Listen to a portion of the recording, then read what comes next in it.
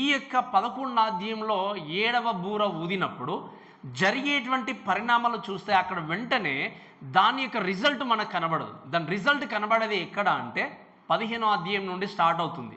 కానీ దానికంటే ముందు 12, 13, 14 అధ్యాయాలన్నీ కూడా శ్రమల కాలంలో అంత్యక్రీస్తు యొక్క స్వభావం మనం నేర్చుకుంటాం.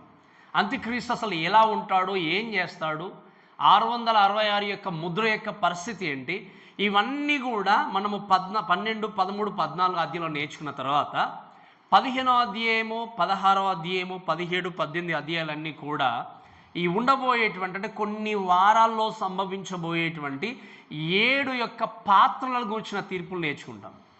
7 యొక్క పాత్రలు ఏంటి, ఆ యొక్క జడ్జ్మెంట్ ఎలా వస్తుంది, తీర్పు ఎలా ఉండబోతుంది, చివరిగా అంతిమంగా దేవుడు ఏ విధంగా లోకాన్ని శిక్షించబోతున్నాడనే విషయాలు నేర్చుకున్న తర్వాత 19వ అధ్యాయంలో యేసుక్రీస్తు లోకానికి రాబోతున్నాడు. ఎవరితో పాటు ఈ విషయాలు జరుగుతున్నప్పుడు సంఘంగా మన అందరం ఎక్కడ ఉంటాం చెప్పండి? మధ్యాకాశంలో.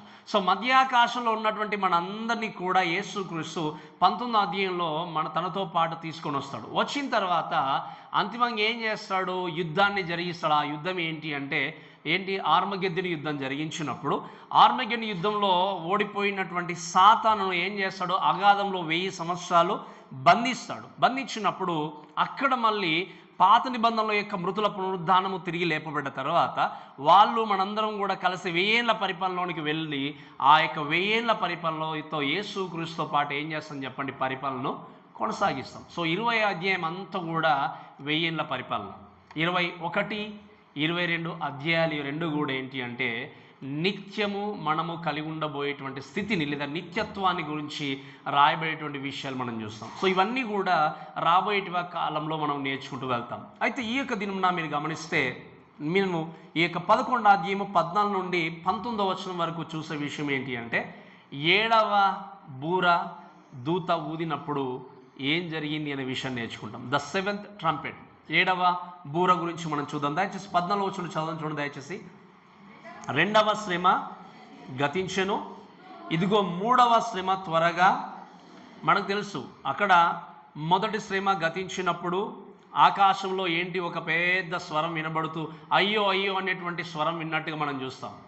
2వ శ్రమ ఏమైపోయింది? 6వ అధ్యాయంలో చూసినప్పుడు గతించిపోయిన 10వ అధ్యాయంలో చూసినప్పుడు గతించిపోయిన తర్వాత 3వ శ్రమ అంటే ఏంటి అంటే ఈ 7వ బూర ఊదిన తర్వాత జరగబోయేటువంటి ఆ యొక్క 7 పాత్రల ద్వారా వచ్చేటువంటి శ్రమను గురించి ఈ వాక్య భాగం నేర్పిస్తుంది. మీరు నేర్చుకోవాల్సింది, వినాల్సింది ఏంటి అంటే ఇప్పటి వరకు లోకంలో ఈ యొక్క మాట నేర్చుకునేంత వరకు శ్రమ సంభవించిన ఇక ముందు ఉండబోయేటువంటి శ్రమ ఇంకా భయంకరమైంది. ఆ యొక్క శ్రమల గురించి ప్రస్తావించినప్పుడు ఆ శ్రమను తట్టుకునేటువంటి వ్యక్తి ఇంకా ఎవరు కూడా నిలబడలేరు. కాబట్టి ఆ విషయాల గురించి నేర్చుకుంటూ వాక్యం రాయబడిన మాట ఏంటి అంటే 2వ శ్రమ గతించెను, ఇక 3వ శ్రమ త్వరగా వచ్చుచున్నది అనే మాట చూసిన తర్వాత సో ఈ యొక్క సమయంలో ఈ యొక్క 15వ వచనం నుండి 19 వరకు ఒక 3 విషయాలు మీకు నేర్పించి నేను చక్కగా వాక్యాన్ని నేను మీకు నేర్పించడానికి ప్రయత్నం చేస్తాను. ఆ యొక్క మొట్టమొదటి విషయం ఏంటి అంటే విజయోత్సాహ ప్రకటన. అంటే ఏంటి? Announcements of victory. Second thing ఏంటి అంటే ఈ వాక్య భావుని నేర్చుకునేది ఏంటి అంటే మనము ప్రశంసతో కూడినటువంటి పొగడత. అంటే ఏంటి? అక్లమేషన్ ఆఫ్ ప్రైజ్ అంటాం. థర్డ్ థింగ్ ఏంటి అంటే దేవుని యొక్క నమ్మకత్వాన్ని గూర్చినటువంటి నిశ్చయత. అది మనం వర్స్ 19లో చూస్తాం, అష్యూరెన్స్ ఆఫ్ గాడ్స్ ఫెయిత్ఫుల్నెస్. ఈ 3 విషయాలు ఈ యొక్క సమయంలో మనం వాక్యాన్ని నేర్చుకుంటూ చక్కగా మనం ముందుకు వెళ్దాం. 7వ ఈ యొక్క బూర ఊదినప్పుడు 15వ వచనంలో చూస్తే 7వ దూత బూర ఊదినప్పుడు పరలోకములో గొప్ప ఏంటంటే చెప్పండి శబ్దములు పుట్టెను. ఆ శబ్దములు ఈ లోక రాజ్యము మన ప్రభు రాజ్యమును ఆయన క్రీస్తు రాజ్యమును ఆయన యుగ యుగముల వరకు ఏలుననెను అనే మాట చూస్తున్నాం. ఏం చెప్పండి? 7వ బూర ఊదగానే అనౌన్స్మెంట్స్ ఆఫ్ విక్టరీ ఏంటి?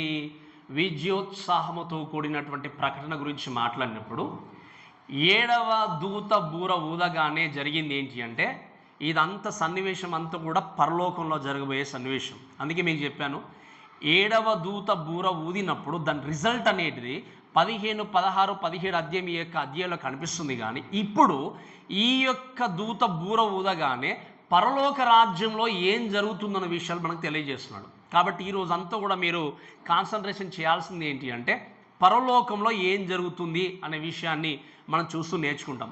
వాక్యంలో రాయబడిన మాట ఏంటి అంటే ఆ దూత బూర ఊదినప్పుడు పరలోకంలో ఏంటంటే చెప్పండి, గొప్ప శబ్దములు పుట్టెను అని దేవుని యొక్క వాక్యంలో చూస్తాం.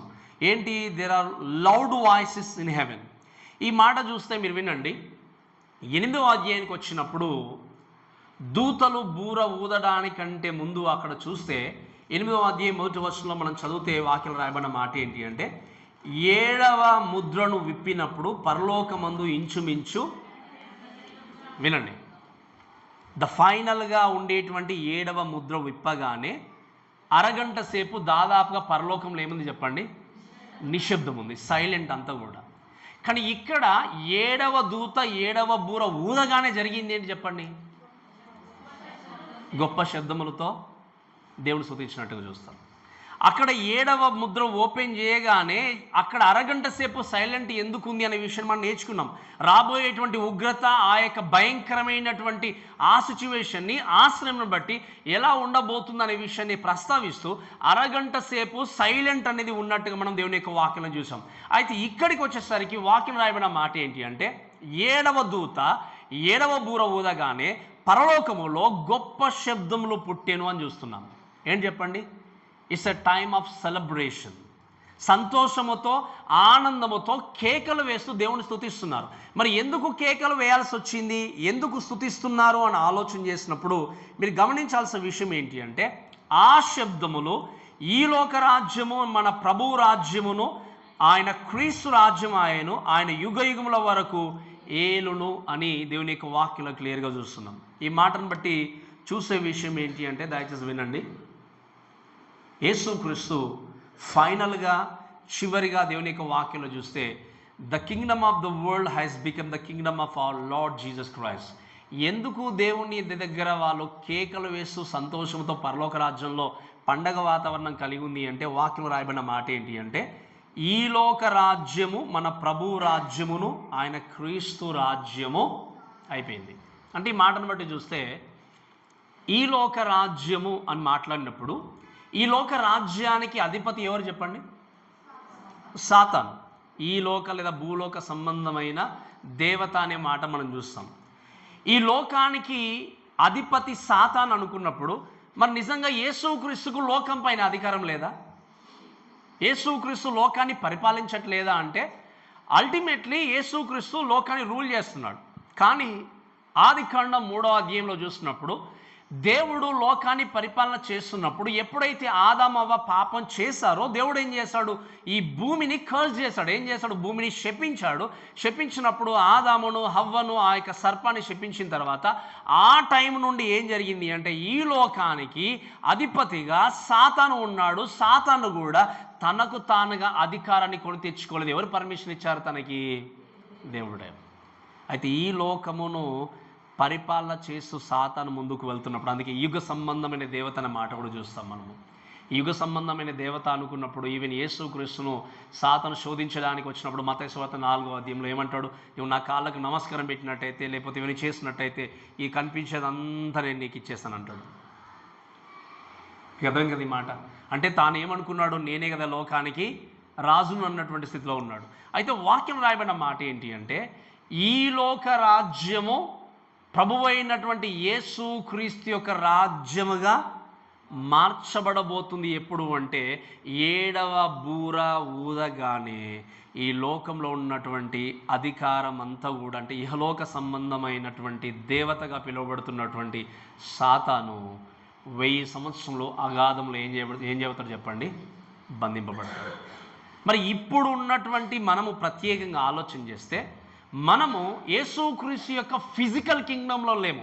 అంటే ఏంటి అర్థము? యేసుక్రీస్తు శారీరకంగా ఇప్పుడు లోకాన్ని పరిపాలన చేయట్లేదు. ఎప్పుడు పరిపాలన చేయబోతున్నాడు అంటే ఈ యొక్క చివరి దినాల్లో అంటే ఈ యొక్క శ్రమల కాలం ముగిసేటువంటి టైంలో ఆయనతో పాటు మనం లోకానికి వచ్చిన తర్వాత లిటరల్గా యేసుక్రీస్తు సింహాసనం మీద కూర్చుండి 1000 ఏళ్ళు లోకాన్ని ఏం చేయబోతున్నాడు? ఆయన పరిపాలన చేయబోతున్నాడు. బట్ ఇప్పుడు ఎలా ఉన్నాం మనం అందరము అంటే ఆత్మీయమైనటువంటి ఈ యొక్క స్పిరిచువల్ కింగ్డంలో మనం కొనసాగుతున్నాము అనే విషయాన్ని మీకు రోమపత్రిక 15వ అధ్యాయంలో క్లియర్గా నేను మీకు నేర్పించాను. మన అందరం కూడా we are in a spiritual kingdom. అంటే అల్టిమేట్లీ మన జీవితం పైన రారాజు ఉన్న వ్యక్తి ఎవరు చెప్పండి? యేసుక్రీస్తు. బట్ ఈ లోకాన్ని ప్రేమించే వ్యక్తులు, ఈ లోకము యొక్క ఉన్నటువంటి ఆశల వెంట పరిగెత్తే వ్యక్తులు చేసేది ఏంటి అంటే సాతాను యొక్క పరిపాలన ఉన్నారనే విషయాన్ని ఎప్పుడు కూడా మర్చిపోకూడదు. అందుకే యోహాన్ అంటాడు కదా, మొదటి యోహాన్ పత్రికలో ఏమంటాడు? ఈ లోకంలో ఉన్నదంతయు శరీరాశయు, నేత్రాశయు, జీవడమ్మ. ఈ లోకమును ఎవరైనా ప్రేమిస్తే తండ్రి ప్రేమ వానిలో ఉండదు. లోకంలో ఉన్నదంతా కూడా శరీరాశ, నేత్రాశ, జీవడం అంతా కూడా కలిగిందంతా కూడా సాతాను ద్వారా. సాతాను అధికారంలో ఈ రాజ్యం ఉంది కాబట్టి మీరు గమనించండి, ఈ లోకమంతా కూడా సాతాను ఆధీనంలో ఉన్నా కూడా ఈ రాజ్యము, అధికారము అల్టిమేట్లీ ఎవరి చేతిలోనికి శాశ్వతంగా మూవ్ అవుతుంది చెప్పండి? యేసుక్రీస్తు చేతిలోనికి. మీరు గమనించండి, సాతాను కూడా ఈ యొక్క అధికారాన్ని కలిగి ఉన్నాడు అంటే ఈ అధికారం కూడా శాశ్వతమైన అధికారం కాదు. ఈ అధికారం కూడా పర్మనెంట్గా ఉండే అధికారము కానే కాదు.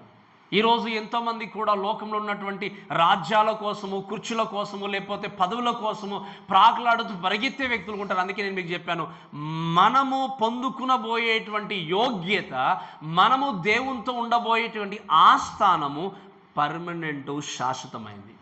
ఈరోజు ఎంతోమంది వ్యక్తులు పొజిషన్స్ కోసమో, పదవుల కోసమో ప్రాకులాడుతూ, ఒకవేళ రాజకీయ నాయకులు అయితే 5 సంవత్సరాల కోసమో, ఇంకా కొన్ని విషయాలు ఆలోచించి కొన్ని ప్రదేశాలలో 5వ 10వ వేటి కోసమో ప్రాకులాడుతూ ఎన్నో రకాల మోసాలు, ఎన్నో రకాల అక్రమాలు చేసుకుంటూ పరిగెత్తారు. చివరికి మిగిలిది ఏంటి అంటే పోనీ శాశ్వతంగా లోకంలో ఉంటారంటే ఎవరు కూడా శాశ్వతంగా లోకంలో ఉండరు.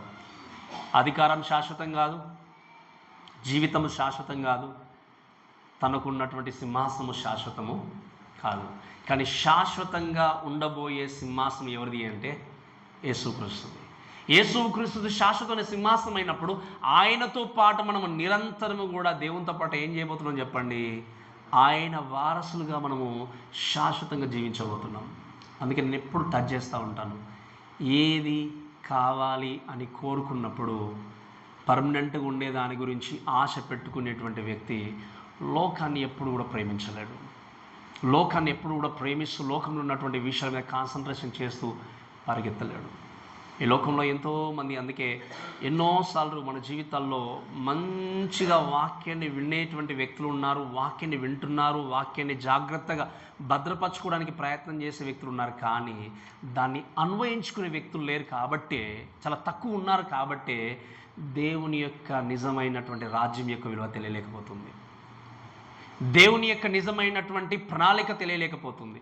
అది తెలిసే వ్యక్తి తెలుసుకోవాలి అంటే చేయాల్సింది ఏంటి అంటే విన్న వాక్యాన్ని అన్వయించుకోవాలి, విన్న వాక్యాన్ని ప్రాక్టికల్గా అప్లై చేసుకోవాలి. ప్రాక్టికల్గా అప్లై చేస్తున్నటువంటి వ్యక్తి గ్రహించేది ఏంటి అంటే ప్రభువా, ఈ లోకము శాశ్వతమైంది కాదు, నేను మీతో ఉండబోయేటువంటి రాజ్యాన్ని నేను సుస్థిరంగా నిర్మించుకోవాలి అంటే ఈ ఉన్న జీవితంలో నేను ఏం చేయాలి? మీ మహిమ కొరకు జీవించాలి. సో అందుకే వాక్యంలో గమనించేది ఏంటి అంటే రాయబడిన మాట ఏంటి చూడండి, ఆయన రాజ్యముగా ఈ రాజ్యం అంతా అయిపోతుంది, అంతేకాకుండా ఆయన యుగ యుగముల వరకు. సో ఈ రాజ్యము 1000 వరకే ఉంటుందా? ఆపై మరి ఎవరు అన్న క్వశ్చన్ లేదు. ఎందుకంటే ultimately he is the one who rules everlastingly. మీరు గమనించండి, పర్మనెంట్గా శాశ్వతంగా అధికారాన్ని కలిగి ఉండి పరిపాలన చేయబోయే వ్యక్తి ఎవరు అంటే యేసుక్రీస్తు. మరి పర్మనెంట్గా ఉండేటువంటి ఆ రాజు యొక్క అధికారానికి లోబడి మనం ఏం చేయాలి? జీవితాన్ని కొనసాగించాలి. మీరు చూడండి, లోకంలో మనకు బాగా తెలుసు, ఒక వ్యక్తి 5 సంవత్సరాలు కానీ 4 సంవత్సరాలు కానీ అధికారంలో ఉన్నాడు అంటే అధికారంలో ఉన్న వ్యక్తికి ఎంత వినయంగా లోబడతారు. ఒకవేళ ఆ వ్యక్తి ఓడిపోయారంటే ఆ వినయం వెంటనే ఇంకేమైపోతుంది చెప్పండి? మరలా గెలిచిన వ్యక్తి దగ్గరికి షిఫ్ట్ అయిపోతుంది. అంతే కదా, ఈ యొక్క వినయం అంతా ఇదంతా కూడా అంటే తాత్కాలికంగా ఉండే వ్యక్తికి ఎంత వినయాన్ని ప్రదర్శించి జీవిస్తామో, ఎంత నిజంగా లోబడి బ్రతామో. అఫ్కోర్స్ నేను రాజులకి అధికారులకు లోబడకూడదని నేను చెప్పట్లేదు, కానీ ఎంత వినయాన్ని కలిగి ఉండి లోబడి జీవిస్తారో మరి శాశ్వతంగా పరిపాలన చేసే దేవుడికి ఎంతగా లోబడాలి? శాశ్వతంగా మన జీవితాన్ని విడిపించి శాశ్వతమైన అధికారాన్ని అనుగ్రహించి శాశ్వతంగా పరిపాలన చేసే దేవుడికి ఇంకెంతగా లోబడి జీవించాలి? ఈ లోక రాజ్యాలన్నీ మారిపోతాయి, ఈ లోక రాజ్యాలన్నీ అధికారాలన్నీ మారిపోతాయి, కానీ దేవుని రాజ్యం నిరంతరం నిలిచి ఉంటుంది, దేవుని యొక్క అధికారం నిరంతరం నిలిచి ఉంటుంది. అందుకే వాక్యం రాయబడిన మాట ఏంటి అంటే, ఆయన యుగ యుగముల వరకు ఎన్నో, దానికి ఇంకా అంతం లేదు. ఎవర్ లాస్టింగ్గా దేవుడు యేసుక్రీస్తు ఏం చేయబోతున్నాడు చెప్పండి? పరిపాలన చేయబోతున్నాడు. అందుకే అక్కడ ఉన్నటువంటి ఈ యొక్క వ్యక్తులు ఏం చేస్తున్నారు చెప్పండి? దేవుణ్ణి స్తుతిస్తూ ఆరాధిస్తూ సంతోషముతో కేకలు వేస్తూ మహిమపరిచినట్టుగా చూస్తాం. ఎక్కడ చెప్పండి, ఎక్కడ జరుగుతుంది ఈ సన్నివేశం అంతా కూడా? పరలోకంలో. సో అందుకే ఈ మాటను బట్టి మనం గమనించాల్సింది ఏంటి అంటే, we have a victory over this world. అంటే ఏంటి? ఈ లోకంలో యేసుక్రీస్తుని ఎవరైతే సొంత రక్షకునిగా అంగీకరిస్తారో అంగీకరించిన వ్యక్తికి లోకం పైన విజయం దక్కుతుంది. ఈ లోకం పైన విజయం పొందుకోవాలి అంటే, లోకాన్ని జయించాలి అంటే, లోకంలో ఉన్నటువంటి ఈ యొక్క కార్యాలపైన విజయాన్ని పొందుకుని వెళ్ళాలి అంటే, లోకాన్ని జయించినటువంటి క్రీస్తుని హృదయంలో ఏం చేయాలి? అంగీకరించాలి, హృదయంలో ఒప్పుకోవాలి. హృదయంలో ఒప్పుకున్నప్పుడు యేసుక్రీస్తు అంగీకరించినటువంటి వ్యక్తి చేయగలిసింది ఏంటి అంటే, లోకం పైన విజయాన్ని పొందుకొని వెళ్తాడు. అంతేకాకుండా మనం చూస్తే ఏంటి అంటే, even we have a victory over the future, victory over the sin. అంటే ఏంటి? Victory over the Satan. అంటే ఈ యొక్క సాతాను పైన కానీ పాపం పైన కానీ విజయాన్ని పొందుకొని, ఇంకా అల్టిమేట్లీ చెప్పాలి అంటే మనం భవిష్యత్తు పైన కూడా విజయాన్ని పొందుకున్నాము. ఎందుకు ఈ మాటని వాడాను అంటే, భవిష్యత్తు పైన విజయాన్ని పొందుకున్నాము అంటే, భవిష్యత్తు అనేటువంటి విషయాన్ని చూసినప్పుడు, భవిష్యత్తు గురించి విన్నప్పుడు భయపడేది ఎవరు అంటే, క్రీస్తును కలిగి లేనివారు. మనకెందుకు భవిష్యత్తును కూర్చున్న భయం లేదు అంటే, ultimately we know for sure when we die will get into heaven, no more sorrows. అంతే కదా? అక్కడ ఇంకేంటి బాధ కానీ చింత కానీ ఏది లేదు, నీవు నేను కష్టపడి పని చేసుకోవాల్సిన లేదు. మనకేంటి? దేవుడు అల్టిమేట్లీ యేసుక్రీస్తును అంగీకరించిన ప్రతి వ్యక్తి ఏంటి అంటే చక్కని సెక్యూరిటీ కలిగి ఉన్నాడు. ఆయనతో పాటు మనము నిరంతరము కూడా నివసించడానికి సిద్ధంగా ఉన్నాం. కాబట్టి మీరు వినండి, భవిష్యత్తును గూర్చినటువంటి భరోసా యేసుక్రీస్తు మనకి ఇచ్చాడు. అందుకే ఐ థింక్ ఈ యొక్క ఎస్టర్డే ప్రీవియస్ డే నేను మాట్లాడుతూ ఒక మాట చెప్పాను, we have lot of worries about tomorrow. ఏం జరుగుతుంది, ఏంటి ఏంటి ఏంటి అని వరీ గుండా వెళ్తూ ఉంటాం. దాంట్లో ఎవరు కూడా మానవుడు కూడా అతీతుడు కాదు. కొంతమంది ఎక్కువసేపు వరి కావచ్చు, కొంతమంది తక్కువసేపు బాధపడవచ్చు, నిరాశ గుండా వెళ్ళొచ్చు. ఈ వరీనెస్లో, ఈ యొక్క నిరాశ నిస్పృహల్లో కొన్ని సందర్భాల్లో మనకున్నటువంటి సిచ్యువేషన్ బట్టి, పరిస్థితులను బట్టి, కుటుంబ పరిస్థితులే కావచ్చు, ఆర్థిక పరిస్థితులే కావచ్చు, వర్క్ ప్రెషర్సే కావచ్చు, ఆరోగ్య స్థితిగతులే కావచ్చు, వీటన్నిటిని బట్టి ఎంతగానో వరి అవుతూ కొన్నిసార్లు హాఫ్ అన్ అవరే కావచ్చు, 1 అవరే కావచ్చు, కొన్నిసార్లు కొంతమంది రోజంతా వరి అయ్యే వాళ్ళు కూడా ఉంటారు చెప్పండి. ఈ వరీనెస్లో, ఈ నిరాశ నిస్పృహల్లో, ఆ నిరాశ నిస్పృహ చెందేటువంటి టైంలో ఎంత టైంలో కేటాయించి దేవునితో కూర్చుంటున్నారు? Did you get me? అర్థమైందే చెప్పిన మాట. మీరు బాధపడే ఆ బాధలో, ఆ సమయంలో గంట సేపు బాధపడుతున్నారేమో, టెన్షన్ పడుతున్నారేమో, లేకపోతే హాఫ్ డేనో లేదా రోజంతా పడుతున్నారేమో. ఈ టెన్షన్, ఈ అవర్స్లో ఎంతసేపు దేవుని దగ్గర, పాదాల దగ్గర కూర్చుని ప్రభా ఏంటి నా పరిస్థితి అని ఒక్కసారి ప్రార్థన చేస్తే, so do you think you don't get solution నీ జీవితంలోకి రాదంటారా? కష్టం దేవుడు ఇస్తాడు. ప్రాబ్లం ఏంటి అంటే, మనం ఏం చేస్తున్నామో మోస్ట్ ఆఫ్ ద టైం ఆలోచన చేసినప్పుడు యేసు క్రీస్తు కంటే ఎక్కువగా వరీనెస్ని అధికంగా చేసుకొని నిరాశ నిస్పృహ గుండా వెళ్ళేటువంటి స్థితిలో ఉన్నప్పుడు you have a fear about future. అర్థమైంది కదా? మీ అందరికీ ఏంటి చెప్పండి, భవిష్యత్తు అంటే భయం అనేది వేస్తుంది. భవిష్యత్తు గురించి భయపడకుండా జీవించాలి అంటే నీ ఫేస్ని, అందుకే యేసుక్రీస్తు ఏమన్నాడు, అపొస్తలుడైనటువంటి పౌలు మాట్లాడేది ఏమని చెప్పండి, అన్నటువంటి మీ చింత యావత్తు ఎవరి మీద చెప్పండి?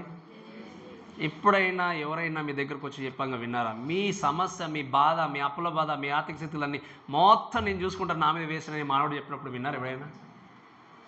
మరి దేవుడు ఏమన్నాడు? మీ చింత యావత్తు అంటే సంతోషం అనలే. దేవుడు ఏమన్నాడు? మీ చింత అంటే మీకు ఎటువంటి చింత ఉందో, చింత ద్వారా కలిగేటువంటి ప్రతి దాన్ని కూడా, ఆ ప్రాబ్లమ్ని, ఆ సమస్యను నా మీద వేయండి అని దేవుడు చక్కగా మన సొల్యూషన్. ప్రాబ్లం ఏంటి అంటే మనము మన చింతను దేవుని మీద వేయట్లేదు. దేవుని మీద వేయకుండా మనల్ని మనమే చింతిస్తూ వెళ్ళిపోతాం. అందుకే కొంతమంది ఒక హాఫ్ అన్ అవర్ చింతించవచ్చు, కొంత 1 అవర్ కావచ్చు, కొంత ఫర్ డే అంతా కూడా కావచ్చు. మనం ఫెయిల్ అవుతున్నాం. ఎక్కడ ఫెయిల్ అవుతున్నామంటే మన చింతను తీసుకెళ్ళి దేవుని వే స్థితిలో ఫెయిల్ అవుతున్నాం. నాకు ఒక భరోసా కలిగించే వ్యక్తి ఉన్నాడు, నాకు ఆదరణ కలిగించే వ్యక్తి ఉన్నాడు, నా సమస్యలో నా ప్రక్క నిలబడి నడిపించే దేవుడు ఈయనే ఉన్నాడు అనే విషయాన్ని మర్చిపోయి మనకు మనంగా భారాన్ని మోసుకుంటూ చాలాసార్లు ఏం చేస్తున్నామంటే కుమిలిపోతున్నారు చాలామంది. ఆ కుమిలిపోయేటువంటి సిచ్యువేషన్ బట్టి you don't have the real kind of ఏంటి చెప్పాలి అంటే ఆ సెక్యూరిటీ అనేది కలిగి ఉండకుండా భయంతో కూడిన బ్రతుకును లీడ్ చేసే వాళ్ళు ఎంతమంది ఉన్నారు. మనందరికీ భయాలు ఉంటాయి, ఏం జరుగుతుందో రేపని. కానీ భయాన్ని తొలగించే వ్యక్తి ఎవరంటే యేసుక్రీస్తు. భయం అనేది ఇంకా కంటిన్యూ అవుతుంది అంటే నువ్వు క్రీస్తు మీద ఇంకా ఆధారపడట్లేదు, క్రీస్తు మీద నువ్వు నిజంగా నీ జీవితాన్ని కుమ్మరించట్లేదు. అందుకే నేను చెప్పేది ఏంటంటే నువ్వు పడేటువంటి టెన్షన్లో, ఆ నిరాశలో, నిస్పృహలో దాంట్లో కొద్ది టైం దేవుని మీద వేసేసి దేవునితో సమయాన్ని గడిపి చూడండి, ఖచ్చితంగా దేవుడు మీకు ఏం చేస్తాడు చెప్పండి, రిజల్ట్ అనేది తీసుకొస్తాడు. అందుకే మనం గమనించాల్సింది ఏంటి అంటే there is a victory in Jesus. Yesu క్రీస్తులో మనకి ఏముంది చెప్పండి, విజయం ఉంది. ఉందా లేదా గట్టిగా చెప్పండి. విజయం ఉందంటారా లేదంటారా? ఉంది. ఎందుకు విజయం ఉంది అని అంటే ఆయన లోకానికి వచ్చి ఈ లోకాన్ని జయించి ఏం చేశాడు, సమాధిని జయించి ఆయన పునరుద్ధానుడుగా తిరిగి లేచాడు. కాబట్టి ఒకరోజు నీవు నేను కూడా మరణించిన తర్వాత కూడా మనల్ని ఏం చేయబోతున్నాడు, యేసుక్రీస్తు సజీవుడిగా తిరిగి లేపబోతున్నాడు, విజయాన్ని కలిగించబోతున్నాడు. ఈవెన్ ఈ లోకంలో బ్రతుకున్నప్పుడు, మన జీవితాన్ని కొనసాగిస్తున్నప్పుడు ప్రతి విధమైనటువంటి పాపం పైన విజయాన్ని పొందుకునేటువంటి అధికారాన్ని దేవుడు మనకి ఇచ్చాడు. ఎప్పుడు అంటే when you trust in Jesus. Yesu Kristu నీవు నమ్మినప్పుడు, ఆధారపడినప్పుడు there is a victory in Jesus.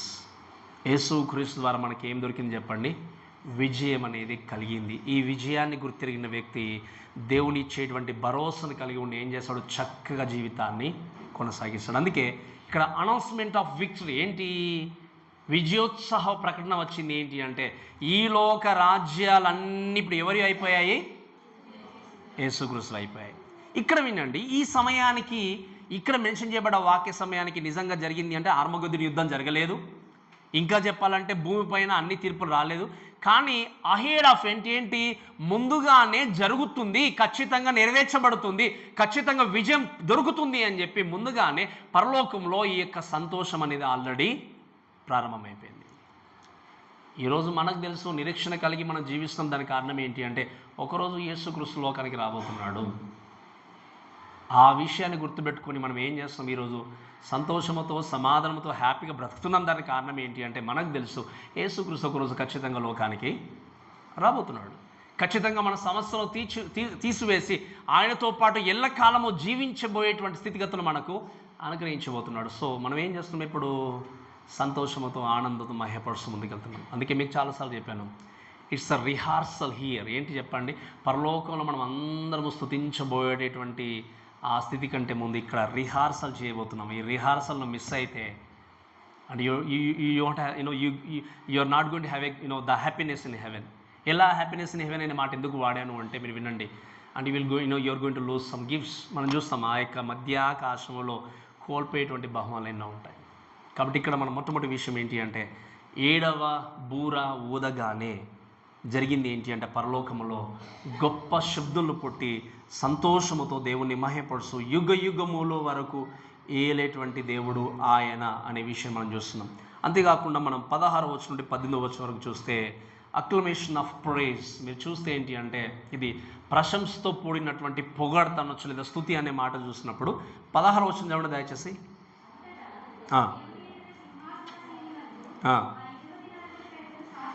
అంతటా దేవుని ఎదుట సింహాసనాసులకు ఆ 24 పెద్దలు సాష్టాంగపడి దేవునికి నమస్కారము చేసి, వర్తమాన భూతకాలంలో ఉండు దేవుడైన ప్రభువా, సర్వాధికారి, నీవు నీ మహాబలమును స్వీకరించి ఏలుచున్నావు గనక మేము నీకు కృతజ్ఞతలు చెల్లించుచున్నాము.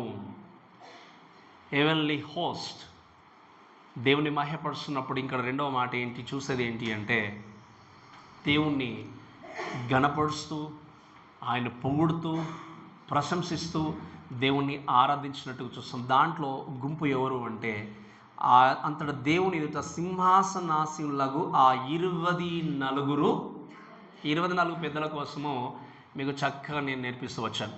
అర్థమైంది కదా? 24 పెద్దలు ఎవరంటే రిప్రజెంట్స్ ఏంటి అంటే చర్చ్. మీకు అర్థమైంది కదా? 24 పెద్దలు అంటే ఎవరంటే సంఘానికి సూచనగా ఉంది. అంటే ఏంటి? ఎక్కడ కూర్చున్నారు చెప్పండి 24 పెద్దలు? ఏముంది అక్కడ వాక్యంలో? ఈ సింహాసనాలు శాశ్వతమైనవి. అంటే మనందరము కూడా దేవునితో పాటు కూర్చుండి నిత్యత్వములో ఆయన స్తుతించే వ్యక్తులుగా. అందుకే మీకు చెప్పాను, ఇక్కడ కుర్చీ కోసము ప్రాకులాడినా దొరికితే దొరకపోవచ్చు, కానీ when you trust in Jesus you have a throne with Jesus. నువ్వు పర్మనెంట్గా దేవునితో పాటు ఒక కుర్చీని కలిగి ఉన్నావు, ఒక సింహాసనాన్ని కలిగి ఉన్నావు. అదేంటంటే దేవుడిచ్చే ఒక ఆధిక్యత. మనందరము కూడా మీరు వినండి, ఈ యొక్క శ్రమకాలము జరుగుతున్నప్పుడు లోకంలో పరలోకంలో ఆల్రెడీ దేవునితో పాటు సంఘం అనేది ఉండబోతుంది. ఆ సంఘం అంతా అక్కడ కలిసి ఉండి చేసేది ఏంటంటే చూడండి, ఈ వర్షిపర్స్ లేకపోతే వీరందరూ కూడా మీరు చూసినప్పుడు దేవుణ్ణి వాళ్ళు స్తుతించినట్టు చూస్తాం. అందుకే the primary task of every believer or the primary priority of every believer ఏంటి అంటే should be the worship and praise for almighty God. అంటే ప్రతి ఒక్క విశ్వాసి యొక్క ప్రైమరీ టాస్క్ ఏంటి అంటే, మొట్టమొదటిగా మనము చేయాల్సిన బాధ్యత ఏంటి అంటే, చేయాల్సిన పని ఏంటి అంటే చెప్పండి, ఏం చేయాలి చెప్పండి? మన ప్రథమ కర్తవ్యం ఏంటి? దేవుణ్ణి హృదయపూర్వకంగా స్తుతించాలి. అందుకే 4వ అధ్యాయంలో మనం చూస్తాం కదా, ప్రకటన గ్రంథంలో ఈ లోకంలో ఉన్న సమస్తాన్ని ఆయన మహిమ కొరకు ఆయన ఏం చేశాడు అంటే, మన అల్టిమేట్ గోల్ ఏంటి చెప్పండి? లోకంలో మనం ఎందుకోసం క్రియేట్ చేయబడ్డామో ఆయన హృదయపూర్వకంగా ఆరాధించడానికి. అందుకే చాలాసార్లు నేను రిమైండ్ చేస్తాను, just wanted to remind once again. ఏంటి అంటే, నిజంగా మీ ఫస్ట్ ప్రయారిటీని మీరు గుర్తిరిగి దేవుని స్తుతిస్తున్నారు. అల్టిమేట్లీ ప్రొద్దున లేచింది మొదలుకొని మీ జీవితాన్ని కొనసాగిస్తున్నప్పుడు ప్రథమ కర్తవ్యంగా, ప్రథమ పనిగా దేవునికి నిజంగా మీరు వందనాలు తెలియజేస్తూ ముందుకెళ్తున్నారు. మీరు దాంట్లో ఫెయిల్ అవుతున్నారు అంటే అర్థం ఏంటి అంటే, యేసుక్రీస్తును సరిగ్గా మీరు గుర్తిరగలేదు అన్నట్టు. దాంట్లో ఫెయిల్ అయ్యి, అందుకే నేను చాలాసార్లు చెప్తాను, we take lot of time. ఏంటంటే ప్రొద్దున లేవగానే ఎటువంటి ఆహారం తీసుకోవాలి ఈరోజు, లేకపోతే ఎటువంటి ఎక్సర్సైజ్ చేయాలి, ఏ విధంగా ఉండాలి, అన్ని రకాలుగా ప్రణాళికలు మనకు ఉంటాయి. కానీ అన్నిటికంటే ప్రాముఖ్యమైనది ఏంటి అంటే, మనం మొట్టమొదటిగా దేవుణ్ణి ఏం చేయాలి? స్తుతించాలి. మీరు గమనించండి, మీరు కావాలనుకుంటే ప్రతిదానికి సమయాన్ని కేటాయించుకోవచ్చు. అంతే ప్రొద్దున లేవగానే కొంచెం లేచి మీరు ఆలోచన చేస్తే కొంచెము ఎక్సర్సైజ్ చేయడానికైనా కావచ్చు, లేదా ఫుడ్ వండుకోవడానికైనా కావచ్చు, ఎంత బిజీ స్కెడ్యూల్ ఉన్నా అన్నిటికీ సమయాన్ని కేటాయించుకుంటాం. కానీ ప్రార్థన చేసే సమయానికి వచ్చేసరికి, దేవుని స్తుతించే సమయానికి వచ్చేసరికి మోస్ట్ ఆఫ్ ద టైం ఏంటి అంటే మనం ఫెయిల్ అయిపోతుంది. దానికి కారణం ఏంటి అంటే, ఇవే కదా మనకు నెససరీ థింగ్స్ అని అనుకుంటాం. అందుకే యేసుక్రీస్తు ఈ మాటలన్నీ బోధిస్తున్నప్పుడు చక్కగా మనకు మత్తయి సువార్త 5వ అధ్యాయంలో చక్కగా మనకు వాక్యం నేర్పించాడు.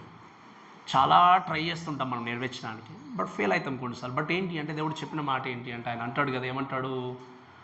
లోకంలో ప్రతి మానవుడు కూడా పరిగెత్తేది, కష్టపడే దేని కొరకంటే, అంతే కదా, ఫుడ్ కోసము, లేకపోతే ఉండే నివాసం కోసమే కావచ్చు, వేసుకునే వస్త్రాల కోసమే కావచ్చు, వీటన్నిటి గురించి మాట్లాడుతూ పరిగెత్తున్నప్పుడు బట్ యేసుక్రీస్తు చెప్పిన మాట ఏంటి అంటే, ఆయన్ను అంగీకరించిన వ్యక్తి, జాగ్రత్త వింటున్నారు కదా, ఆయన అంగీకరించిన వ్యక్తి మొట్టమొదటిగా వెతకాల్సింది ఏంటి చెప్పండి? ఆయన రాజ్యమును, ఆయన నీతిని. మీరు చాలా మట్టుకి ఏంటంటే చదివారో మర్చిపోయారు నాకు తెలియదు, కానీ మొట్టమొదటిగా మీరు ఆయన నీతిని, ఆయన రాజ్యం వెతకండి, అప్పుడు అవి మీకన్నీ కూడా, అవి అన్నీ అంటే ఏంటి? ఏవైతే పైన మొత్తం మెన్షన్ చేయబడ్డాయో, అంటే ఫుడ్డే కావచ్చు, లేకపోతే ఇల్లే కావచ్చు, లేకపోతే వస్త్రాలే కావచ్చు, ఇవన్నిటి గురించి మీరు వరి కాకండి. మొట్టమొదటిగా మీరు వెతకాల్సింది ఏంటి? ఆయన రాజ్యాన్ని, నీతిని వెతికి, అప్పుడు మీకు ఏమవుతాయి? ఇంత చక్కగా చెప్పే వ్యక్తి ఎవరు ఉన్నారు ప్రపంచంలో? అందుకే అంటాడు ఒక మాట, ఆకాశ పక్షుల్ని చూడండి, అవి విత్తవు కోయవు, అంతే కదా. ఆయన అన్నాడు, దాని తర్వాత ఏమన్నాడు చెప్పండి? వాటికంటే శ్రేష్ఠులు మీరు కారా. ద ప్రాబ్లం విత్ అస్ ఏంటి అంటే, we don't trust Jesus fully. మనం దేవుణ్ణి పూర్ణ విశ్వాసంతో నమ్మట్లేదు కాబట్టే మనకు మనంగా పరిగెత్తడానికి ప్రయత్నం చేస్తున్నాం. మీరు లోకంలో క్రీస్తును ప్రక్కన పెట్టి మీరు ఎంతకాలం పరిగెత్తినా అది మీ జీవితానికి ఎప్పుడు సక్సెస్ ఇవ్వదు.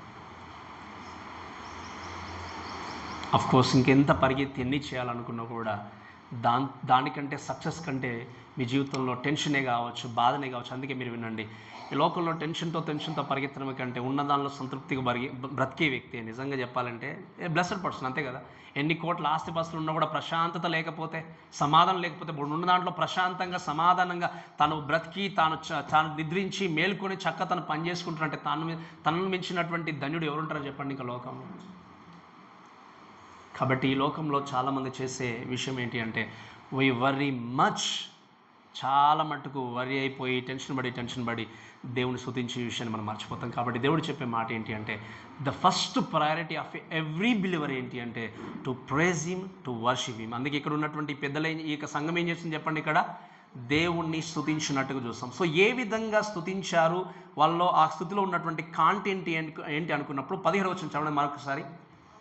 వర్తమాన భూత కాలంలో ఉండు దేవుడైన ప్రభువ సర్వ అధికారి అనే విషయం అని చూస్తున్నాం. సో ఇక్కడ మీరు గమనిస్తే ఏంటి అంటే ఒక 3 విషయాలు చూపిస్తాను ఇక్కడ. వాళ్ళ కాంటెంట్ ఏంటి వాళ్ళ వర్షిప్లో అంటే క్రైస్ట్ రెయిన్స్ సుప్రీమ్లీ అంటే ఏంటి మీరు గమనించండి. దేవుని యొక్క వాక్యంలో చూస్తే వర్తమాన భూత కాలంలో ఉండు దేవుడైన ప్రభువ సర్వ అధికారి అన్నాడు. ఏమన్నాడు చెప్పండి, ఎలా స్తుతిస్తున్నారు వాళ్ళు? సర్వ అధికారి అంటే ఏంటి అర్థం? ఇంకా ఆయనకు అసాధ్యమైంది కానీ ఆయనకు నిజంగా ఇది నా వల్ల కాదు అనడానికి లేదు. ఆయన అంతటి పైన అధికారమును కలిగిన వ్యక్తి, సర్వం పైన అధికారము కలిగి ఉన్నటువంటి వ్యక్తి ఏం చేస్తున్నాడు మీరు గమనించాల్సిన విషయం ఏంటి అంటే అధికారము కలిగినటువంటి ప్రభువా మిమ్మల్ని ఏం చేస్తున్నాం మేము స్తుతిస్తున్నాము అని చెప్పేసి అక్కడ ఉన్నటువంటి ఈ సంఘముగా లేకపోతే 24 పెద్దలు దేవుని స్తుతించినట్టుగా చూస్తాం. అందుకే మనం ఈవెన్ ఆదికాండంలో చూస్తాం కదా, దేవుడికి అసాధ్యమైంది ఏదైనా ఉన్నదా? ఇక్కడ అందుకే మరలా జ్ఞాపకం చేసుకోండి, ఈ మాటలన్నీ కూడా మనకు తెలుసు, చాలాసార్లు చదువుకుంటాం. అసాధ్యమైంది ఏది లేదని తెలుసు, నమ్మకం ఉంచితే ఖచ్చితంగా దేవుడు నెరవేరుస్తారని తెలుసు.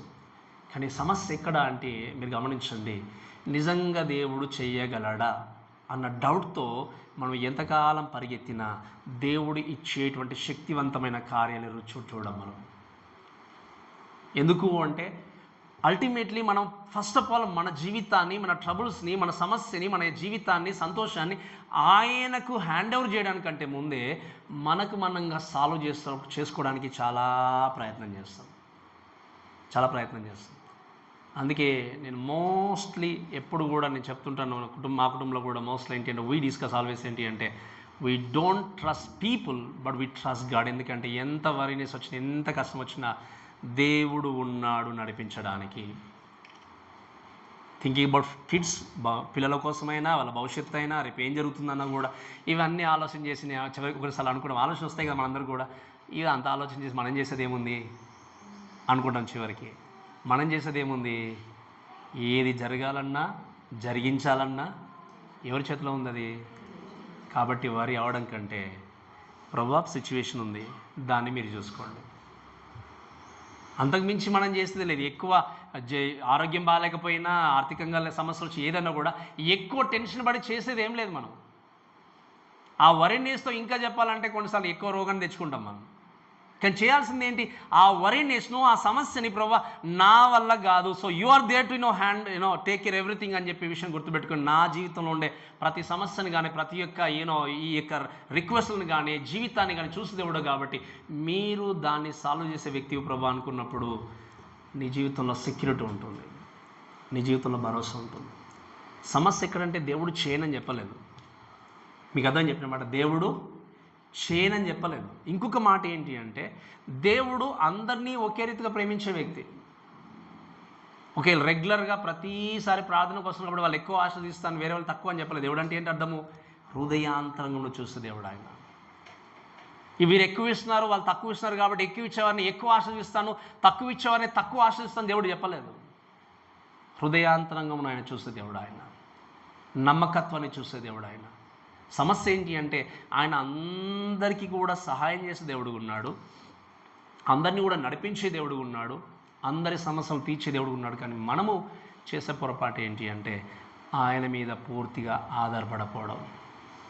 నువ్వు ఆధారపడి చూసినట్టయితే, ఆధారపడి జీవించినట్టయితే ఆయన చేసే మేలు ఖచ్చితంగా నువ్వు ఏం చేస్తావు, పొందుకుంటూ ముందుకెళ్తావు. కాబట్టి ఆయన సర్వ అధికారిగా ఉన్నాడు. అంతేకాకుండా క్రైస్ట్ జడ్జెస్ రైచియస్లీ. ఈ మాట చూసినప్పుడు చదవండి 15వ వచనంలో, అదేవిధంగా నీవు నీ మహాబలమును స్వీకరించి ఏలుచున్నావు గనక మేము నీకు కృతజ్ఞతలు చెల్లించుచున్నాము అనే మాట మనం చూస్తున్నాం. ఆయన ఏం చేస్తున్నాడు చెప్పండి? ఆయన నువ్వేం చేస్తున్నావు, సర్వాధికారాన్ని కలిగి ఉన్నావు, మహాబలాన్ని స్వీకరించి ఇవన్నీ జరిగిస్తున్నావు. అంతేకాకుండా వర్స్ 18కి వచ్చేసరికి రాయబడినటువంటి ఈ విషయం ఏంటి అంటే, జనముల కోపగించినందున నీకు కోపం వచ్చును, మృతులు తీర్పు పొందుటకును అనే మాట చూస్తున్నాం. నీ దాసులు ప్రవక్తలు పరిశుద్ధకు నీ నామ భయపడే వారికి తగిన ఫలమిచ్చుటకును అనే మాట చూస్తున్నాం. అంటే ఇక్కడ మాట ఏంటి అంటే, జనముల కోపగించినందున నీకేమొచ్చింది, కోపం వచ్చునన్న మాట చూసినప్పుడు ఇక్కడ ద వ్రాత్ హ్యాస్ కమ్ అన్నప్పుడు ఏంటి అంటే, ఇది ఆల్రెడీ ఎందుకు కోపం వచ్చింది, ఎందుకు కోపం తెప్పించారు, ఈ విషయాలన్నీ కూడా మనం చూస్తూ నేర్చుకుంటూ వచ్చాం ఈ శ్రమల కాలంలో. జనములు ఏం చేస్తారు, కోపగించుకున్నారు కాబట్టి నీకు కోపం వచ్చింది. ఆ కోపాన్ని బట్టి, ఆ యొక్క నిజంగా వారి మీద ఉన్నటువంటి ఆ కోపోద్రేకాన్ని బట్టి నీవు అన్యాయంగా తీర్పు తీర్చే దేవుడు కాదు అని చెప్తున్నాడు ఆయన. ఏమన్నారు అక్కడ వాక్యంలో చూస్తే, కోపం వచ్చినా కూడా మృతులు తీర్పు పొందుటకును అనే మాట చూస్తున్నాం. అంటే ఈ మాటను బట్టి ఏంటి అంటే, Christ is the righteous judge అంటే విషయం ఏంటి అంటే, మృతులు తీర్పు పొందుట కంటే అర్థం ఏంటి అంటే, శ్రమల కాలంలో దేవుణ్ణి విశ్వసించని వ్యక్తులు, ఈవెన్ ఇప్పుడున్నటువంటి అన్ని జనులు దేవుణ్ణి అంగీకరించిన వ్యక్తులు, వీరందరూ కూడా శ్రమల కాలము తర్వాత ఏం చేస్తారు చెప్పండి, ఎత్తబడేటువంటి టైంకి వచ్చినప్పుడు, వారి పునరుద్ధానం ఉన్నప్పుడు వారికి తీర్పు తీర్చే విషయాన్ని దేవుడు చూసినప్పుడు జ్ఞాపకం చేసే విషయం ఏంటి అంటే, ఆయన ఎవరికి కూడా అన్యాయంగా తీర్పు తీర్చే దేవుడు కానే కాదు. ఈ విషయాన్ని చూస్తే మీకు కొంచెం అర్థం కావాలి అంటే, మనము దేవుని యొక్క వాక్యంలో ఒక మాట మనం చదువుతూ ముందుకెళ్దాం. దయచేసి మత్తయి సువార్త 25వ అధ్యాయం దయచేసి 31 నుండి కొన్ని మాటలు చదవండి. మత్తయి సువార్త 25వ అధ్యాయము.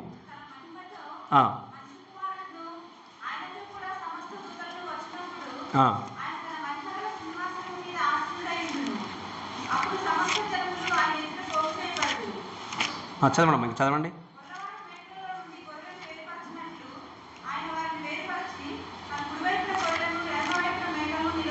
రైట్. ఏంటడా కుడివైపున గొర్రెలను, ఎడమ వైపున ఏంటి చెప్పండి, మేకలు నిలబెట్టును. చదవడం మీకు అలానే. కుడివైపున ఉన్నవారిని చూసి నా తండ్రి చేత ఆశీర్వదించబడిన వారులారా రండి, లోకము పుట్టింది మొదలుకొని మీ కొరకు, వినండి చాలా జాగ్రత్తగా, మీ కొరకు సిద్ధపరచబడిన రాజ్యమును స్వతంత్రించుకోండి. ఏమని చెప్పండి, లోకం పుట్టింది మొదలుకొని మీ కొరకు సిద్ధపరచబడినటువంటి రాజ్యంను మీరు స్వతంత్రించుకోండి. నేను ఆకలి గొంటిని, మీరు నాకేం చేశారు, భోజనం పెట్టారు, దప్పికొని నాకు దాహం ఇచ్చారు, పరదేశం నుండి నన్ను చేర్చుకున్నారు. ఇవన్నీ మాట్లాడుతూ వచ్చినప్పుడు అందుకు నీతిమంతులు వర్స్ 37 అంటారు ఏంటి అంటే, ప్రభా మేమెప్పుడు నీవు ఆకలి కొన్నప్పుడు ఆహారం ఇచ్చావు అన్నప్పుడు ఆయనవన్నీ కూడా ఎక్స్ప్లెయిన్ చేస్తూ చివరికి వచ్చిన తర్వాత వర్స్ 40 చదవండి, దయచేసి 40 వచనం చదవండి. అందుకు రాజు, మిక్కిలి అల్పులైన ఈ నా సహోదరుల్లో ఒకరికి మీరు చేసితిరి గనక నాకు చేసిదరని నిశ్చయముగా నేను మీతో చెప్తున్నాను. ఇక్కడ వినండి, యేసుక్రీస్తు లోకానికి వచ్చినప్పుడు గొర్రెలను ఒకవైపు, అదేవిధంగా వాక్యం ఏముంది, మేకలను ఒకవైపు వేరు చేసేటువంటి రోజు రాబోతుంది. నేను కూడా గొర్రె లాంటి వ్యక్తినే, నేను కూడా క్రీస్తుని అంగీకరించిన వ్యక్తినే, నేను కూడా అదే స్వభావాన్ని కలిగి ఉన్న వ్యక్తినే అని చెప్పుకుంటూ మోసం చేసే స్థితిలో ఈరోజు బ్రతకచ్చు. కానీ యేసుక్రీస్తు వచ్చిన తర్వాత చేసేది ఏంటి అంటే, గొర్రెలను మేకలను వేరు చేసి గొర్రెలను ఏం చేస్తున్నాడు దేవుడు, ఆయన ఏర్పరచబడినటువంటి రాజ్యమును స్వతంత్రించుకునే విధంగా తీసుకెళ్ళిపోతాడు. బట్ లెట్స్ రీడ్ వర్స్ 41 చదవండి ఒకసారి. అప్పుడైన ఎడమ వైపు ఉన్న వారిని చూసి, శపింపబడిన వాళ్ళారా, నన్ను విడిచి అపవాదికిని వాని దూతలకు సిద్ధపరచబడిన నిత్య అగ్నిలోనికి, ఈ మాట వినండి, మేకలుగా ఉన్నటువంటి వ్యక్తులు చూసి మన అదే విషయం, శపింపబడిన వాళ్ళారా ఏంటి, మీరు వినండి చాలా జాగ్రత్తగా. ఈ మాటను బట్టి చూస్తుంది ఏంటి అంటే, వాక్యంలో ఆలోచన చేసేది ఏంటి అంటే, ఎవరి కోసమో నరకాగ్ని నిజంగా సిద్ధపరచబడింది. నరకం ఎవరి కోసం క్రియేట్ చేయబడింది చెప్పండి, ఎవరి కోసం, సాతాను కోసం. అంటే చెప్పాలంటే మానవ యొక్క ప్రణాళికల్లో నిజంగా చెప్పాలంటే మానవుని ఉద్దేశించి దేవుడు క్రియేట్ చేయలేదు. కానీ ఏముంది వాక్యంలో, సాతాను వాడి సంబంధికుల కోసం క్రియేట్ చేయబడినటువంటి నిత్య అగ్నిలోనికి మీరు వెళ్ళండి అన్నాడు. సో ఈరోజు మీరు వినండి, అక్కడ ఉన్నటువంటి శ్రమల కాలం గుండా వచ్చిన వ్యక్తులే కావచ్చు, దేవుని అంగీకరించి నిజంగా అంగీకరించమని భ్రమలో ఉండేవారే కావచ్చు, ఏ విధంగా కూడా యేసుక్రీస్తు చేసే విషయం ఏంటి అంటే, గొర్రెలను మేకలను వేరుపరిచి గొర్రెలనేమో ఆశీర్వాదానికి కారకులుగా చేసి రాజ్యంలో ప్రవేశింపజేయబోతున్నాడు. మేకలుగా ఉండేటువంటి వ్యక్తుల్ని ఏం చెబుతున్నాడు చెప్పండి, వేరుపరిచి నిత్య నరకంలోనికి పంపించబోతున్నాడు. And just wanted to remind you once again this day ఏంటి అంటే, మిమ్మల్ని మీరు మోసం చేసుకుంటూ జీవితాన్ని కొనసాగిస్తూ రక్షింపబడ్డానన్నటువంటి భ్రమలో జీవిస్తే గుర్తుపెట్టుకోండి, నీకు నాకు తీర్పు తెచ్చేది యేసుక్రీస్తే, మనకిచ్చేటువంటి ప్రతిఫలం ఇచ్చేది. అందుకే అక్కడ ఆయన ఆ మాట మాట్లాడుతుంటాడు ఏంటి అంటే, చూడండి దేవుని యొక్క వాక్యంలో, నీ దాసులకు ప్రవక్తలకును పరిశుద్ధులకును నీ నామమునకు భయపడు వారికి తగిన ఫలమిచ్చుటకును అని చూస్తున్నాం. ఆయన ఏం చేస్తున్నాడు, నాట్ ఓన్లీ ఇక్కడ డెడ్ టు బి జడ్జ్ అనే విషయం మాత్రమే కాదు, ఇంకా చెప్పాలంటే క్రైస్ట్ రివార్డ్స్ గ్రేషియస్లు అంటే ఏం చేయబోతున్నాడు, మృతులకి తీర్పు తీర్చే దేవుడుగా మాత్రమే కాదు, న్యాయంగా తీర్పు తీర్చే దేవుడుగా మాత్రమే కాదు, అక్కడ రక్షింపబడి జీవించే వ్యక్తులకి సరైనటువంటి బహుమానాలు ప్రతిఫలం ఇచ్చే దేవుడుగా కూడా ఆయన రాబోతున్నాడు. కాబట్టి మేకలను గొర్రెలను వేరు చేసి ఆయన ఏం చేయబోతున్నాడు, బహుమానం ఇవ్వబోతున్నాడు గొర్రెలకి. ఒకవేళ నిజంగా క్రీస్తును అంగీకరించకుండా ఉండబోయేటువంటి వ్యక్తికి నరకంలోనికి పంపించడానికి సిద్ధంగా ఉన్నాడు. ఈరోజు అందుకే నేను ప్రతిసారి జ్ఞాపకం చేసే విధంగా ఏంటి అంటే, ఈరోజు నేను రక్షింపబడ్డానని చెప్పి నిన్ను మోసం చేసుకుంటూ ఒక క్రైస్తవుడిగా ముద్ర వేసుకొని క్రైస్తవ రూపాన్ని ధరించుకొని బాహ్యంగా మాత్రము క్రైస్తవుడిగా ఉంటూ లోపల క్రీస్తుకు చోటు ఇవ్వని వ్యక్తిగా జీవించినట్టయితే మీరు గుర్తుపెట్టుకోండి, దేవుడు వచ్చేటువంటి రాకడలో ఎవరు కూడా ఆ వ్యక్తిని కాపాడలేరు. ఎవరు చెప్పండి, ఇస్సాకు చూసి ఏం చేస్తాడు, ఎవరిని చూసి ఎవరు అనుకుంటాడు చెప్పండి, ఇస్సాకు చెప్పండి, ఎవరు అనుకుంటాడు, ఎవరు రూపాన్ని ఎవరు వేషం వేసుకొని వచ్చారు అక్కడికి ఇస్సాకు దగ్గరికి, యాకోబు ఏషావు వేషాన్ని వేసుకొని వచ్చాడు. అప్పుడు ఇస్సాకు అంటాడు కదా, నీ చర్మాన్ని మాత్రం తడిమి చూస్తేనేమో ఏషావు లాగున్నావు, కానీ నీ మాట వింటే మాత్రము. ఆ రోజు ఇస్సాకు గుర్తుపడడానికి ప్రయత్నం చేసిన యాకోబు మోసం చేసి ఆశీర్వాదాన్ని దొంగిలించాడు. ఇస్సాకులాగా మోసపోయే వ్యక్తి కాదు యేసుక్రీస్తు. మళ్ళీ చెప్తున్నాను వినండి, ఇస్సాకులాగా మోసపోయే వ్యక్తి కాదు యేసుక్రీస్తు. ఎందుకంటే ఆయనకు సమస్తము తెలుసు. హృదయాంతరంగంలో ఉన్నటువంటి ఆలోచనలు సైతం యేసుక్రీస్తుకి తెలుసు. కాబట్టి ఈ మాటలు వింటూ ఇంకా కూడాను పై వేషధారణ కప్పుకొని ధరించుకొని క్రైస్తవుణ్ణి నేను అని ఒక వేషం వేసుకొని నిజంగా మంచి భక్తురాల్ని మంచి భక్తుని అని చెప్పి వేషం వేసుకొని జీవిస్తే ఆ వేషము తొలగిపోయే రోజు ఒకరోజు రాబోతుంది. ఆ వేషం తొలగిపోయినప్పుడు దేవుని దగ్గర ఏం చేయాలి, మనము నిలబడాలి. నిజమైన రక్షణ లేకపోతే ఎవరి రికమెండేషన్ ఇక్కడ పనికిరాదు, ఎవరి యొక్క నిజంగా పలుకుబడి పనికిరాదు, ఎవరి యొక్క నిజంగా వచ్చి నేను గొప్పవాణ్ణి నేను నమ్మకస్తుందని చెప్పి ఎవరు చెప్పినా కూడా ఏ రికమెండేషన్ పనికి. ఎందుకంటే ఆ రోజు దేవుడు చేసేది ఏంటి అంటే, నీ వేషాన్ని తొలగించి నిత్య నరకంలోనికి పంపించడానికి సిద్ధంగా ఉన్నాడు. అదే అంతిమ తీర్పు. ఆ తీర్పును తప్పించుకునే వ్యక్తి ఎవరు కూడా లేరు. కాబట్టి ఈ విధంగా యేసుక్రీస్తు ఆయన తీర్పు తీర్చడానికి సిద్ధంగా ఉన్నాడు. స్పెషల్లీ ఇజ్రాయెల్ని రిస్టోర్ చేయడం కానీ, ట్రిబులేషన్ సెయింట్స్ని ముందుకు తీసుకెళ్ళడం కానీ, ఇవన్నీ కూడా జరిగిన తర్వాత ఇంత లాస్ట్గా మీకు చూపిస్తాను చూడండి. 18వ వచనంలోనే, గొప్పవారేమి కొద్దివారేమి భూమి వారిని నశింపజేయుటకును సమయము వచ్చి ఉన్నదని చెప్పాను. సో లోకంలో ఎంత భూమిని రక్షిస్తున్నామని చెప్పి భక్షించేవారు ఎంతమంది ఉన్నారు. ఎవరు ఏ విధంగా వెళ్ళినా కూడా వారందరినీ నశింపజేయేటువంటి సమయం ఆ రోజు రాబోతుంది. ఆ రోజు తప్పించుకునే వ్యక్తి ఎవరు కూడా లేరు. కాబట్టి చివరిగా మీరు వినండి, there is a greatest assurance of God's faithfulness. Verse 19 చదవండి ఒకసారి, 18వ వచనం. మరియు పరలోకమందు దేవుని ఆలయము తెరవబడగా దేవుని నిబంధన మందస్సము ఆయన ఆలయంలో కడబడను. అప్పుడు మెరుపులను ధ్వనులను ఉరుములను భూకంపమును గొప్ప వడగలను పుట్టెను. ఇక్కడ దేవుని యొక్క వాక్యం చూస్తే దేవుని ఆలయము పరలోకంలో ఏమైంది చెప్పండి, తెరవబడింది. Talks about God's presence. దేవుని యొక్క సన్నిధిలోనికి వెళ్ళడానికి మనకు యాక్సెస్ దొరికింది. అష్యూరెన్స్. అందుకే దేవుడు నమ్మకస్తులు వాగ్దానం చేశాడు కాబట్టి మీరు నన్ను అంగీకరించినట్టయితే నిత్యత్వంలో ఉంటారు అంటే ఖచ్చితంగా దేవుడు నిత్యత్వంలోనికి తీసుకెళ్తాడు, దాంట్లో డౌట్ లేదు. అయ్యో నిజంగా వెళ్తానో వెళ్ళనో, పరలోకం ఉంటుందో ఉండదో, నరకం ఉంటుందో ఉండదో, నిజంగా ఇవన్నీ రాయబడ్డాయి కానీ ఎవరు చూసి వచ్చారు, ఎవరు చేశారు అనడానికి లేదు. ఎందుకంటే ఆ వాటిని క్రియేట్ చేసినటువంటి దేవుడే 2000 సంవత్సరాల క్రితం ఏం చేశాడు, లోకానికి వచ్చాడు, అన్ని చూపించాడు, నేర్పించి వెళ్ళిపోతున్న ఆ క్రీస్తే చెప్పిన మాట ఏంటి అంటే ఆయన మరలా లోకానికి రాబోతున్నాడు. క్రీస్తుని అంగీకరించిన వ్యక్తికి నిత్యజీవం, అంగీకరించిన వ్యక్తికి నరకం అనే మాట సెలవిస్తున్నాడు. కాబట్టి ఆయన చెప్పిన దాంట్లో ఎప్పుడు అసత్యము లేదు, ఆయన చెప్పిన దాంట్లో ఎప్పుడు అబద్ధం అనేది లేదు. అండ్ దేవుడు మనతో మాట్లాడుతున్నాడు కాబట్టి ఈ విషయాలను గుర్తుపెట్టుకుంటూ దయచేసి మీరు వినండి. ఆ మాట ఏంటి అంటే అక్కడ అందుకే ఆయన అన్నాడు, ఆలయము తెరవబడగా దేవుని నిబంధన మందసము ఆయన ఆలయములో ఏం కనబడింది చెప్పండి. ఇంక అక్కడ ద కవనెంట్, ఆ కవనెంట్ నిబంధన మందసం అనే విషయం చూసినప్పుడు the covenant speaks of God's promise to have eternal communion with the redeemed. అంటే ఏంటి, నిబంధన మందసము ఏమికి దేనికి సూచనగా ఉంది అంటే ఆయన మనల్ని విడిపించి ఆయనతో పాటు ఎల్లకాలము ఉంచుకునేటువంటి స్థితిలో మనల్ని ఆయన చేర్చగలడు అనడానికి సూచనగా దేవుడు నిబంధన మందసాన్ని ఏర్పరచాడు. అందుకే ఆయన మాట తప్పడానికి మానవుడు కాదు. అంటే అఫ్కోర్స్ ఆయన 100% మానవుడు లోకానికి వచ్చాడు, కానీ మానవుడిగా ఇతర వ్యక్తుల్లాగా మాట తప్పడానికి ఆయన కేవలం మానవ స్వభావాన్ని ధరించుకున్న వ్యక్తి మాత్రమే కాదు. ఆయన దైవ స్వభావాన్ని కలిగిన వ్యక్తిగా తాను చెప్పాడు అంటే ఖచ్చితంగా దాన్ని ఏం చేస్తాడు చెప్పండి, ఆయన నెరవేర్చాడు. అందుకే ఈ మాట ఎప్పుడు ఒక రకమైన ధైర్యాన్ని మనకి ఇస్తుంది. ఏంటంటే ఈజ్ ద ప్రామిస్ కీపర్. ఏంటి చెప్పండి, ఆయన వాగ్దానాన్ని నెరవేర్చే దేవుడు.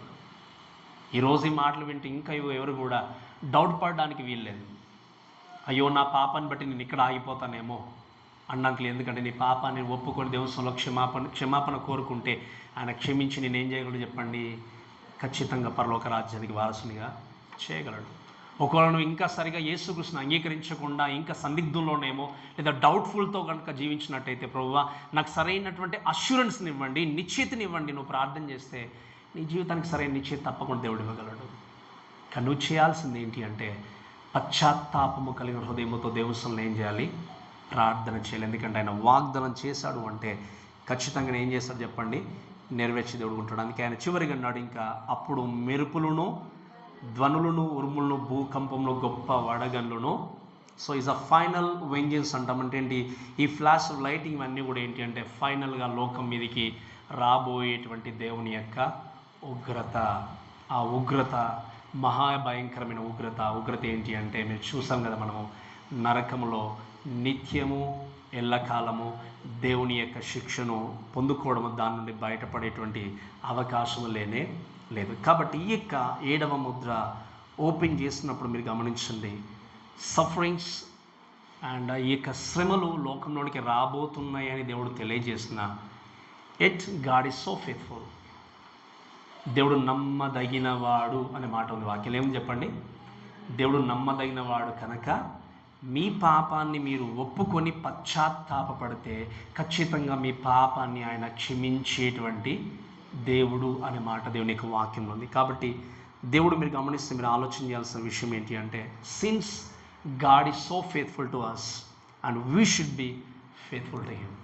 దేవుడు నమ్మదగినవాడు గనక మనం కూడా ఏం చేయాలి, నమ్మదగిన వ్యక్తులుగా క్రీస్తు కొరకు జీవించాలి. కాబట్టి ఈ మాటలన్నీ కూడా మనం చూస్తూ నేర్చుకోవాల్సిన విషయం ఏంటి అంటే ఆయన చక్కగా దేవుడు అన్నీ సెట్ చేసి పెట్టేసి లోకంలో ఏం జరగబోతుంది, మనకు ఎటువంటి స్థితిలో ఉండబోతుంది అన్నీ కూడా క్లియర్ కట్గా దేవుడు నిర్మించి పెట్టాడు.